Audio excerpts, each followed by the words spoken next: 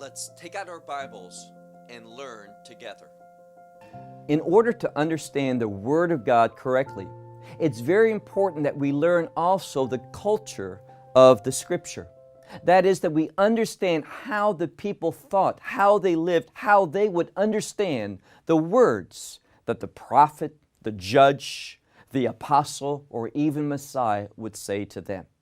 With that said, take out your Bible and look with me to the book of Mark and chapter 7. Now, today we're beginning a two-part study of a section. And we're not going to receive the conclusion with proof until next week. But it's very important that we build the case so that we're all together. Because when we get to that concluding statement of this passage, we're going to see something. We're going to see that the most common interpretation that Christianity gives for what Yeshua said, in essence, is not correct. It goes against everything else this passage is about.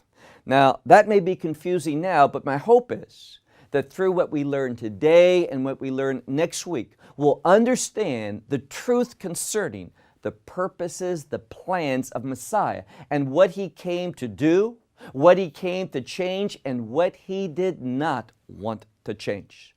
So as I said, look with me to the book of Mark and chapter 7 and verse 1.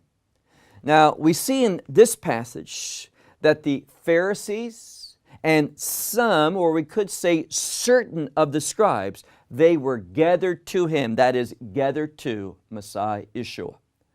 And we need to pay attention to that verb, gathered to. Why is that important?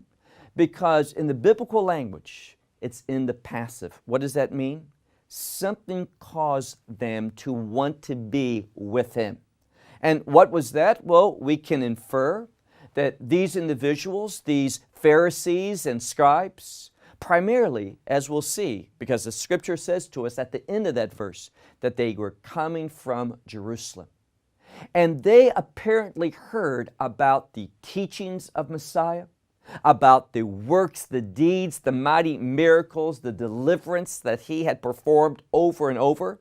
And they were drawn to Him because of these things to find out who He was and by what authority He did these things. So perhaps they came with the best intentions, simply wanting to verify and understand who Messiah Yeshua is.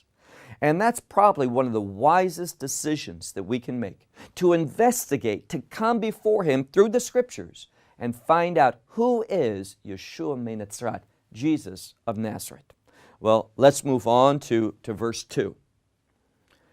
And seeing certain of His disciples that with unclean hands they were what? They were doing something. Now, what we see in verse 2 is that they came to behold Yeshua, and one of the things we know is this. We can tell oftentimes a lot about an individual by those who are following Him. And so they looked at some of the disciples and they noticed something. If you look carefully in verse 2, they're doing something. Verse 2 tells us they're eating bread. And they're doing so without previously washed their hands. Now, this is not a washing of hands to remove dirt or something that is physically unclean that may be upon their hands. This was a ceremonial washing. This was a washing to rid oneself of spiritual impurities. Now, bread in the Scripture has some great significance. When we eat bread, we are obligated, according to Jewish tradition, to do something. And there's a basis for that in the book of Deuteronomy. Now, oftentimes when Christians, they partake of a meal, before they eat, they'll make a prayer, a significant prayer. Nothing wrong with that. They call that grace before meals. Nothing wrong with that. But biblically, what we see, that although Yeshua, for example, would bless God before eating, but the Scripture tells us in the book of Deuteronomy, when you have tasted your food, eaten it, and are satisfied, give thanks to the Lord your God for the good land that He has provided you that grew that food. So the prayer what we would call grace, biblically speaking, is not before we eat, but after we eat. And according to Jewish tradition, if you eat bread because bread has that special status, you need to say that prayer, and previously, you need to wash your hands. Now, what those Pharisees and those scribes witnessed was the disciples of Messiah not following that tradition. And because of that, they wanted to basically discount everything Yeshua was teaching. Look again at verse 2. And seeing some of his disciples doing something, what was that? Some of his disciples with unclean hands, that is, that had not been washed, eating bread. And because of that, we learn some information. Verse 3. For the Pharisees and all of, and don't miss this next word. Now, usually in the English, it's simply translated Jewish individuals, Jewish people. But that's not the proper meaning. Everyone in this passage, the Pharisees, the scribes, Yeshua, his disciples, they were all what? Jewish. But they were all not Judeans. That's the proper way to translate this Greek word. Now, Judeans just didn't refer to a area in the land of Israel, the allotment of Judah. But more important, the Judeans spoke of a group of people, a sect within Judaism that had grown greatly in the time of the Second Temple period, at the end of that Temple period. And they were, for the most part, ruling Judaism. And therefore, we read in verse 3, for all the Pharisees and all the Judeans, they would do something. We read that they would not eat bread, that is, eat, unless first they wash appropriately. And the word here, uniquely, it's a word for fist in Greek, or perhaps even up to the forearm. They were very, very careful to wash in a particular manner before eating bread. This was their tradition. And because the disciples of Messiah weren't following that tradition, well, they had only contempt for them, and they were ready to place that same contempt upon their teacher, Messiah Yeshua. Now, look in the middle of verse 3. We're given more information about these Judeans. They had numerous other traditions, and that is what? It also says in this passage that they were holding to the traditions of the elders. Verse 4, for from the marketplace, when they came from the marketplace, they would not eat until they, literally it says, were baptized. Now, many people, they think that baptism began with John the Baptist. He was the founder and kind of the originator of that. Not so. Baptism in Judaism had gone on for centuries before John. It was a tradition, was not literally commanded in the Scripture, but rather a practice. And these individuals would not, if they came from the marketplace, why was that significant? Because most of the people who worked in the marketplace, or at least a significant percent of them, were not Jewish.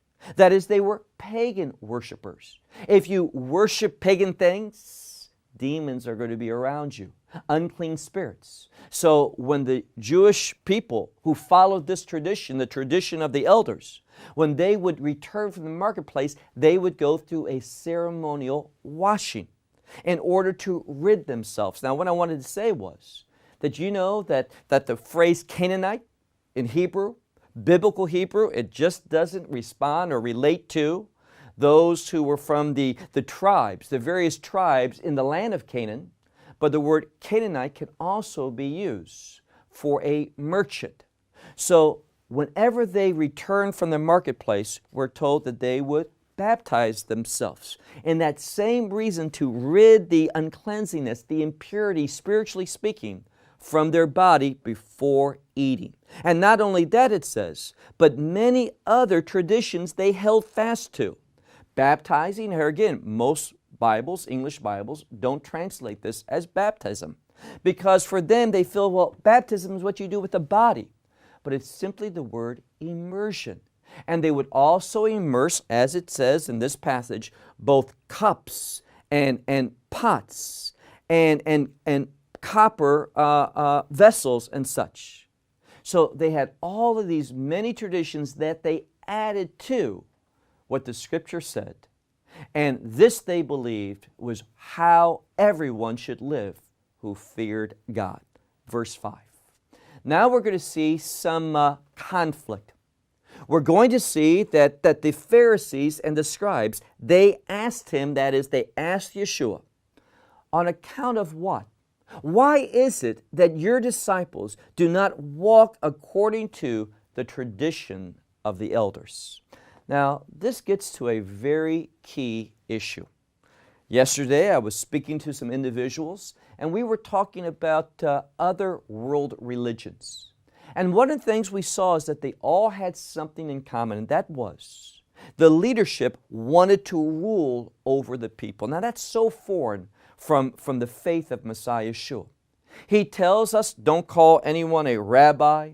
Don't call anyone a father. That's a spiritual term, a religious term for meaning someone who has authority over you. Don't call anyone a teacher, meaning that they also have all the truth. He says we're all what? Brothers. That same level, we're all servants of the living God. All individuals who are on the same plane before God. But that's not how most other religions see it. It's all about rule, authority, ruling, controlling other individuals. So they came here and they said, by what means? How is it that you don't hold fast to the traditions of the elders? Now, there's nothing wrong with that word elder. We see that both in the Old Covenant and the New Covenant.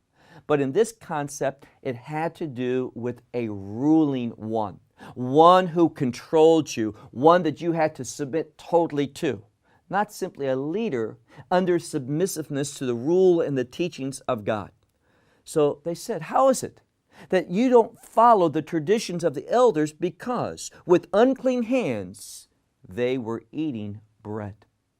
Now look at Messiah's response, verse 6. And what I want you to see is the emphasis of what Messiah is going to teach here. And this is vital, so next week, when we get to the conclusion of this passage, we can make the right interpretation. We can see the right direction that Messiah is wanting to take his followers.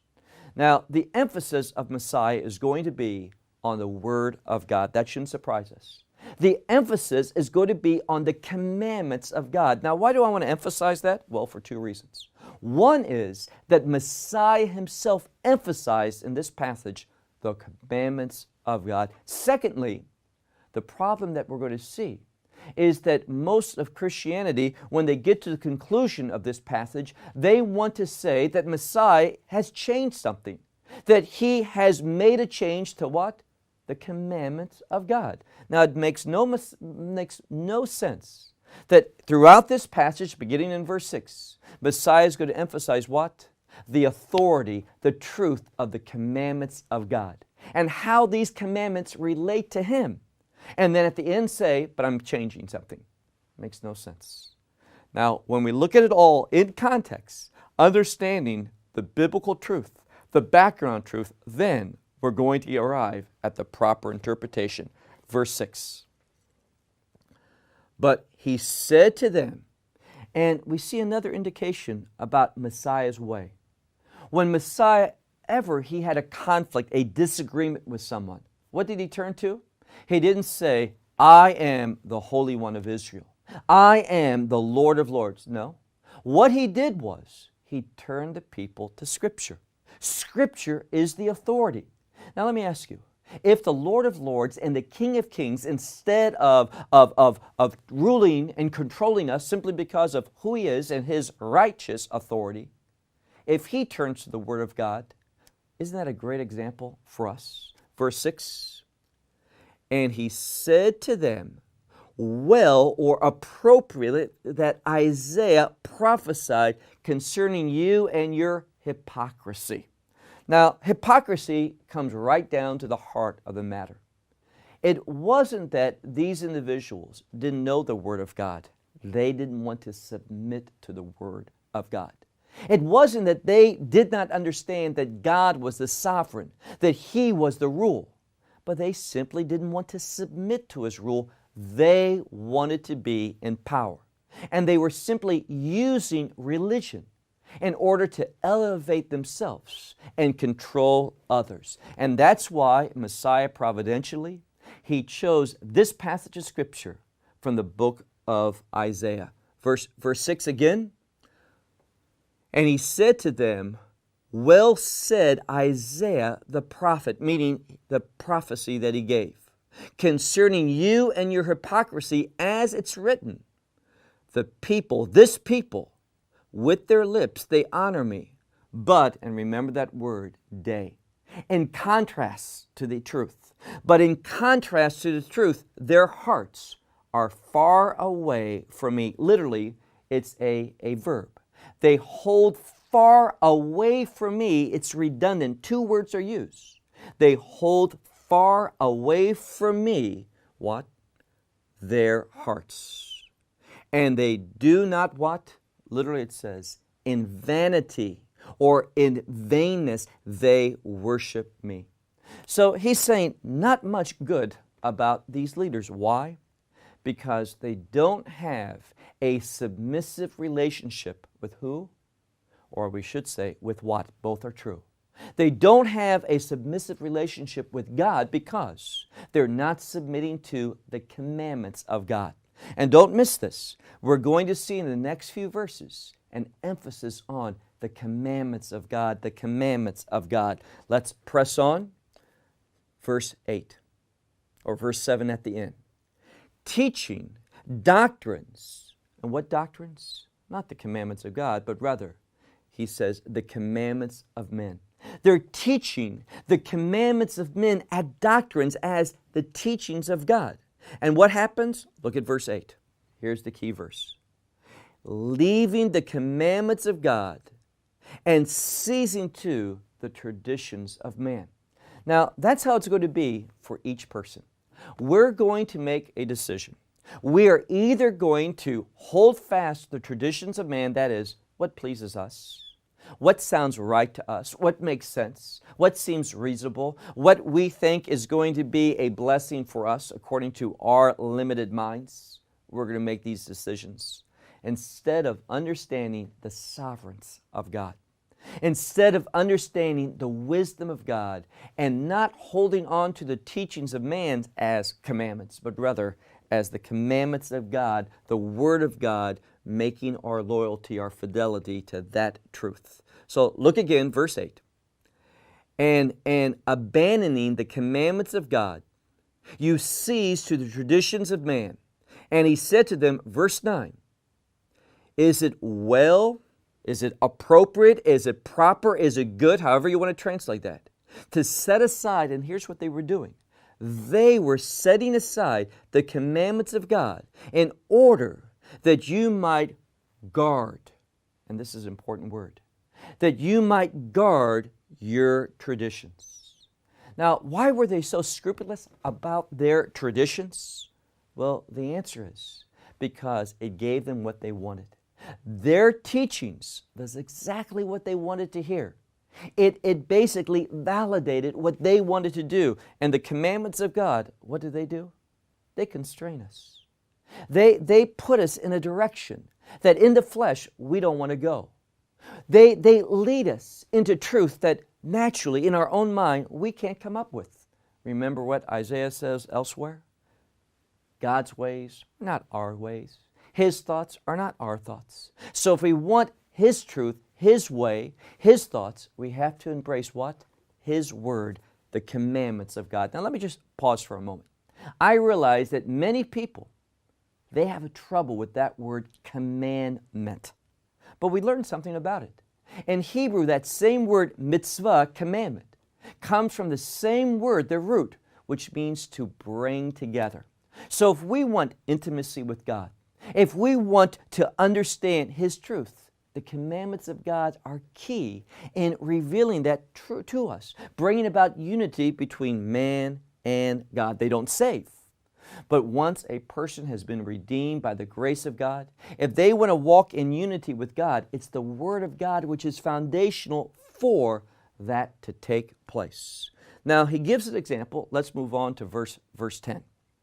Here again, when Messiah speaks, when he teaches, he always bases his teachings, his sermons, his revelation on what the Word of God says. And verse 10 is such a wonderful example of the issue at hand. Look at verse 10. For Moses, he's talking about the commandments, so it's not surprising that Moses would be mentioned. For Moses said, you shall honor your father and your mother. Also, the one who curses his father and mother, in the end it says, shall be death. That is, he shall surely die. Now, that's not hard to understand what God's saying. It's not hard to understand how to respond to that. But what did the traditions of the elders do? They set it aside. Now, why do you think Messiah picked this text? Because no one will honestly, properly, correctly submit to the living God if he can't first submit to his father and mother and honor them. So he chooses this passage in order to show them of their own rebelliousness. He chooses and says, remember that scripture from Moses? Honor your father and mother. And the one who curses his father and mother, he shall surely die. But what happens? Look at verse 11. Easy to understand. Significance, because it's dealing with submissiveness. If you can't submit to those who gave you life, who raised you, who love you, how can you submit to a God who you cannot see? So he says this, and what happens? But, that important word that relates to a change, a disagreement. But they changed it. What did they say? Verse 11. But you say, if a man should say to his father and mother, and the implication is, if he should say something derogatory, if he should curse, what is their ruling? They say korban. Now, the word korban is Hebrew. It relates to, in the text it'll say gift, but a better way to understand that is an offering, a sacrifice. So if that should happen, the traditions of the elders say, you don't have to kill that person. That person, you don't do that. God says that. But what happens? They say, you just have him bring an offering. And Messiah says, by what profit is for me? Meaning this, if you set aside a commandment that deals with submissiveness before God, how is that going to be profitable for God? What are you teaching about the truths of how we are to relate to the living God? Not only did they say, you don't put him to death, but you just bring an offering, they added something else. And no longer is he allowed to do anything for his father or mother. Now, he's not dead, but because he did that, he can have no relationships with them. So now what happens? You have a father and a mother and the son, and what happens? He pays them no attention. He can't, according to the tradition, he can't speak to them. He can't help them. He's no longer a son to them. And what happens? Well, that's Marit Ein. It gives an ongoing vision of this young man not submitting to his parents, not honoring to his parents. So in the end, when people look at it, they see a worse situation. Well, let's wrap up verse 13.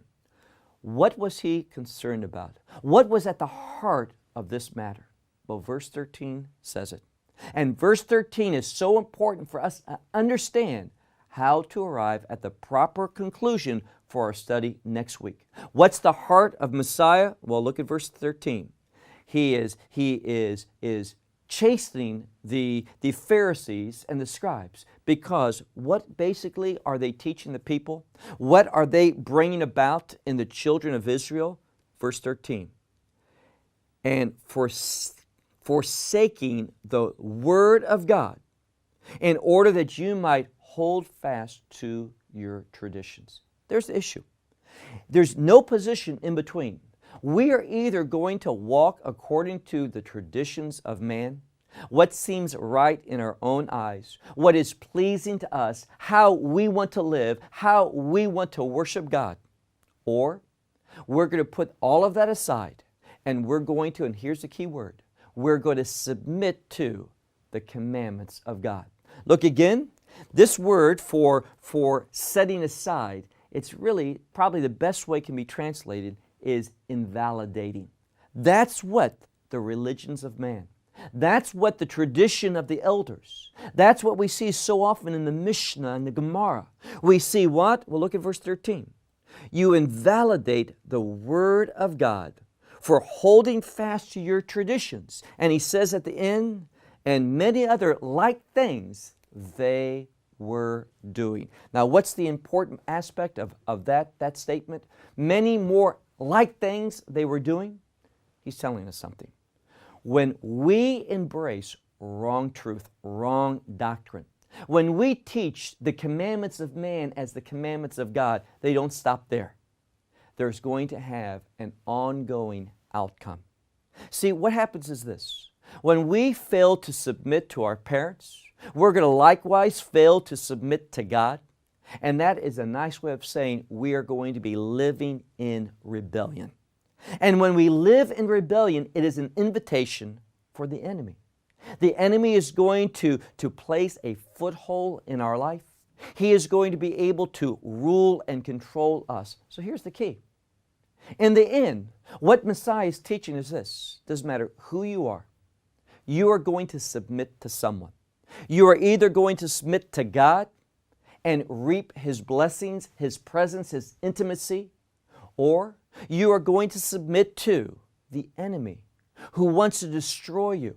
What's the name Satan all about? Well, it's the adversity. That's what he's going to bring into your life. Messiah wants to bless, and Satan wants adversity. The sad truth is this, that more and more, it's nothing new, but more and more believers are being led down a pathway of hearing things which are the teachings of man rather than relying upon the truth of God's Word, the whole counsel of the Word of God. Well, we're out of time. Until next week, may God richly bless you.